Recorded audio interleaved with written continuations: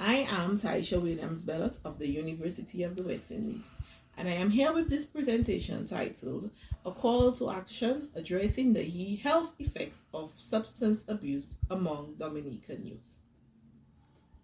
Dominica is widely known for her lush mountains and many rivers, but in the midst of this beauty, there is an ugly social ill affecting our youth, the issue of substance abuse among adolescents. The issue of alcohol and drug abuse among adolescents is a worldwide phenomenon which affects the mental, physical, and emotional health of its users.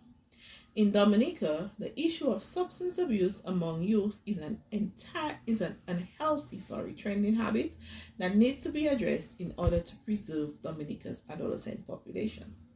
In 2014, Dr. Ken Garfield Douglas records the highest rate per marijuana use among Dominican youth, a whopping 29.58%, 17.47%, and 11.62% for lifetime in the past year and past month, respectively. Drug use has become a popular pastime among the Dominican youth. We see them on blocks boldly smoking a marijuana spliff, at parties and bars heavily drinking alcohol, vaping, and the incorporation of edibles and heavier drugs like cocaine have become an entirely extremely fun element and experience in the substance intake habits. The use of substance for pleasure has become normalized behavior in some parts of the island. Various community workers have described the phenomenon as out of control, and according to Gloria Walsh from the Love One, Teach One Foundation, very concerning for the future of young people in Dominica. Research, both online and community-based, show that these youth indulge in substance abuse for reasons including peer pressure, poverty, curiosity, and a need to fit in or to be cool. That is how I keep my mind off my home issues, according to Jarius George, one young male from the community of Portersville. Unfortunately, these youth are not concerned about the consequences of drug use. No concern for health issues such as psychological, heightening possibility of mental illness, lowering academic performance, impairing cognitive function, and generally causing harm to bodily functions, both external and internal. In an interview with Ezra Peter from the Acute Psychological Unit, the APU, Ms. Peter expresses concern for the number of youth visiting the ward for mental evaluation. We see many young people, especially young men, for mental issues who are heavily addicted to substances.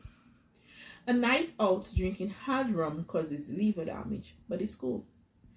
Drugs like marijuana cause psychological trauma like paranoia, depression, and anxiety, but it's cool though.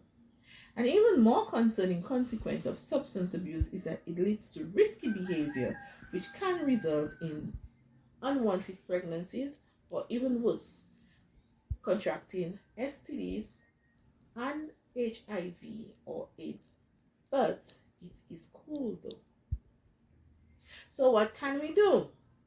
People like me believe that the youth is the future of our society, and if we do not cultivate a culture of positive societies, a broken nation will be our outcome.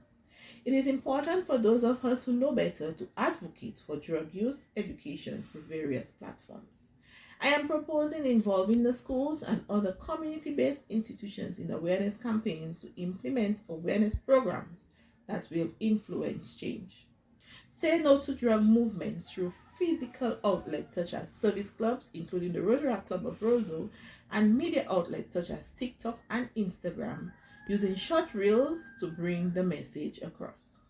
Community projects inviting key community figures like Ms. Walsh and Ms. Peter, and also including drug dealers, is a radical approach to creating an awareness for harmful effects of drug use. It is important to make the fight against drug use inclusive for our youth so that they can see the full effects through their own mediums and lenses. And in the process, we are saving our adolescent population. We must save our youth. Say no to drugs.